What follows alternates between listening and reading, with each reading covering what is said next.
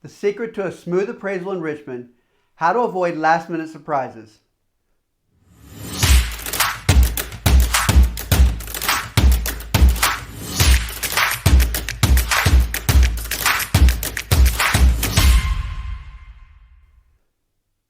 You've done everything right. Listed your home, found the perfect buyer, and negotiated a great price. But then the appraisal comes in, and suddenly everything's on hold. In this video, I'll show you how to prepare for your appraisal so you can protect your deal and close with confidence. Here's the truth. In Richmond, even after you've negotiated a great offer, the deal isn't over until the appraisal comes back. And for many sellers, that moment can feel just as stressful as the inspection. Because if the number comes in low, it can shake the whole deal. Now today, I'm breaking down how appraisals actually work, what appraisers look for in Central Virginia, and how to avoid last-minute surprises that can derail your closing. Let's start with what an appraisal is and why it matters. An appraisal is the bank's way of saying, we're lending money on this home and we want to make sure it's worth it. The appraiser's job is to protect the lender, not you or the buyer. They're comparing your home to other recent sales, called comps, to confirm the price matches market value. Now, in Richmond, most appraisers are working with properties that sold within the last 6 months and within roughly 1 mile of your home. They're looking at similar style, size, age, and condition. Now, if your home is unique, say a custom build in Midlothian or a historic row house in the Fan, they'll stretch those boundaries, but the process is still data-driven. Here's the part that surprises many sellers. Appraisers don't see your home the same way buyers do. Buyers buy on emotion. Appraisers grade on facts. That means your freshly painted cabinets might win buyers' hearts, but the appraiser just notes, updated kitchen. So how do you help your appraisal go smoothly? Start with preparation. Before the appraiser arrives, treat it like one more showing. Clean up, declutter, and make the home look cared for. It's not about impressing them with decor, it's about showing pride of ownership. A well-presented home signals that major systems are likely well-maintained too. Next, gather your homework. Create a short list of upgrades or improvements that you've made in the last 5 years. Things like a new roof, HVAC, water heater, or flooring. Include approximate dates and costs. Leave that list on the counter for the appraiser. They can't always see those details, but they can include them in their report. One of my Richmond clients did this perfectly. They replaced their roof, upgraded windows, and added insulation. The appraiser initially compared them to homes without those updates. Now, once we provided documentation, the appraised value came in $10,000 higher. Sometimes the smallest bit of communication makes a huge difference. Let's talk about what could go wrong. The most common surprise is a low appraisal. This happens when comparable homes haven't caught up with current demand. Maybe you went under contract fast during a hot weekend, but the comps haven't closed yet.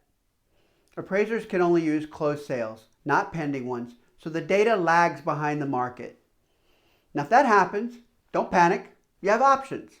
Your agent can request a reconsideration of value by submitting better comps or highlighting missed upgrades. Sometimes it works. Other times, buyers agree to cover part of the gap or renegotiate the price. Here's a local story. A seller in Henrico accepted an offer $15,000 above asking during a multiple offer weekend. The appraisal came in $7,000 low. So instead of panicking, we showed the appraiser additional sales that had closed just after their original report, and the buyer agreed to meet halfway on price. Deal saved, stress avoided. If this is helpful so far and you want more no-fluff tips on selling smarter in Richmond, hit subscribe right now. I post new videos every week designed to save sellers time, money, and stress. And here's another tip. Be present, but not intrusive. If you're home during the appraisal, greet the appraiser, hand them your list of upgrades, and then step aside. Let them do their work. Following them from room to room can create tension, and you don't want that. So now let's talk about timing. In Richmond, appraisals usually happen within 15 days after the ratification date. Once the report is submitted, the lender reviews it and shares the results with both agents. Delays can happen if the appraiser has a backlog or if the home is in a more rural area where comps are scarce. That's normal. Plan for it. I once had an appraiser show up late because he drove past the house twice. He said it looked so good from the photos, he didn't recognize it in person. That's the kind of delay I'd like to take any day. Now, another important point, don't make big cosmetic changes between contract and appraisal. Swapping out light fixtures is fine, but don't start tearing out carpet or repainting rooms. Consistency helps the appraiser verify the home matches the conditions seen in the contract photos. Now, if you're selling a unique home, say something on acreage or extensive upgrades, ask your agent to prepare a comparable package. That's a set of recent sales, pending listings, and notes about your home's standout features.